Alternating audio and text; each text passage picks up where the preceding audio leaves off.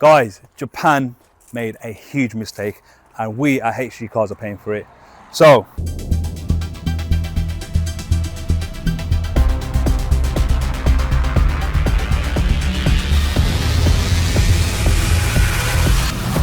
guys, welcome to the HDG Cars YouTube channel, and today we will be talking about a mistake that rarely ever happens. It has happened before to other dealers, I know, never happened to me, but unfortunately, as of today, it really has happened. Now, today we're going to talk about it, why paperwork is so important, why due diligence is so important, and sometimes it's just one of them ones where it's bad luck in business, things happen to you, and you just got to take it on the chin. So today, guys, I'm going to talk about how I made a near £10,000 loss and how we are trying to rectify it. So, follow me.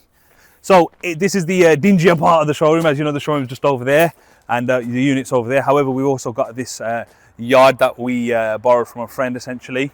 And you can see a lot of our cars here are a lot different. So these are where our part exchanges go. This is where hopefully we're going to have the frontage soon and a lot of things. But right in this dingy little corner next to all the bracken and the things that we've been clearing out is this Toyota Prius 2018. Now, why is this car so special to me today?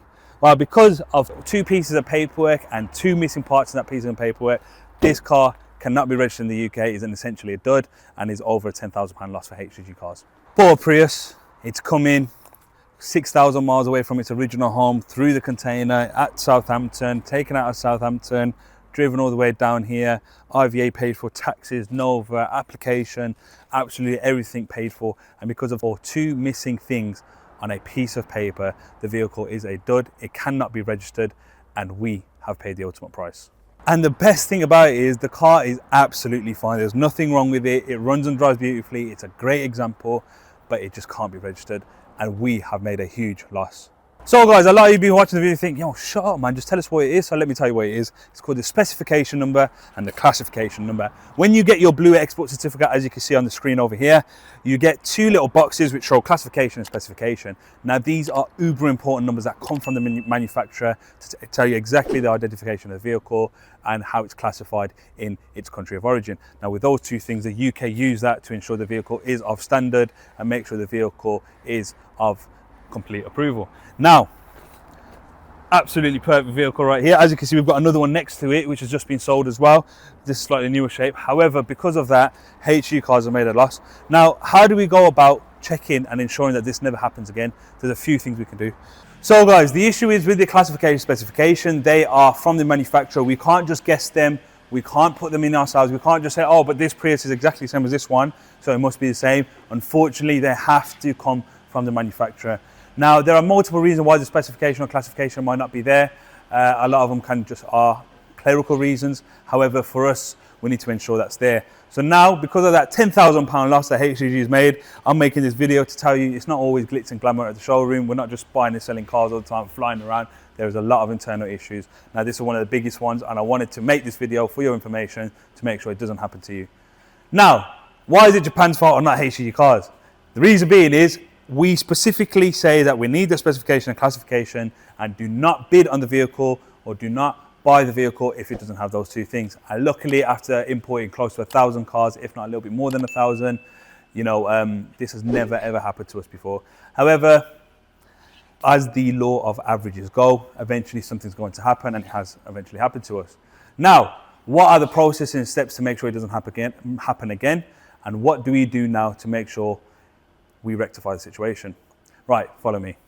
So guys, now the question is, what do we actually do? Can we rectify it? Can we apply for a new document? Can we get the specification, classification? And to all those three questions, absolutely not.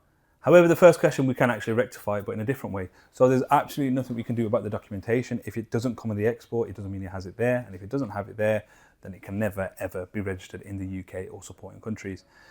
So what do we do now?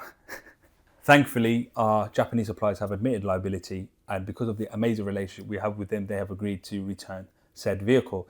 So now the vehicle will be getting on a trailer from HDG Cars HQ all the way down to the Dover port, the port, straight to Northern Ireland, from Northern Ireland to mainland Ireland, from mainland Ireland to one of the ports there.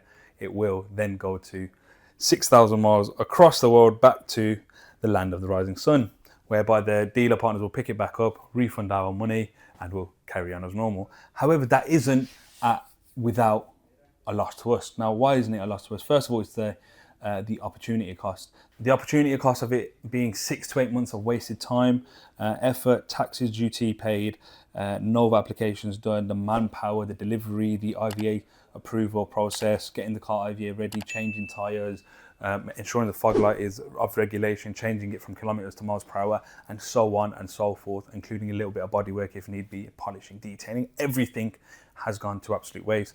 Now, although they have agreed to reimburse us, that doesn't mean the hidden opportunity cost is not there.